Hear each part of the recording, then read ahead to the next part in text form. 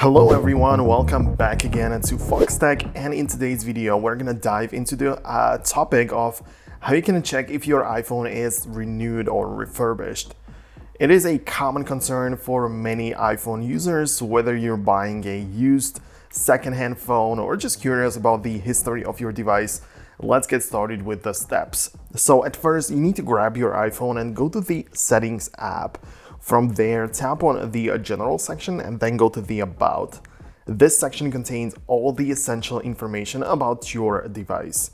Here, we want to focus on a few key areas that will tell us if the phone is renewed. One of the first things to check is the messages, potential messages, somewhere closer to the bottom next to the serial number or the coverage details. Look for any indication of unknown or undetected parts. So this means that if the screen has been replaced or something has been changed on the iPhone which was not done in an authorized service, chances are that it's going to give you a message here saying that this screen is not genuine. So look for any indications of that. So just pay close attention to the components, as I said, like screen, battery, perhaps cameras might get replaced often. And if any of the parts are listed as replaced, it is a strong indicator that the iPhone has been renewed. Another crucial detail is the model number of your iPhone. This number provides important information about the origin of your device.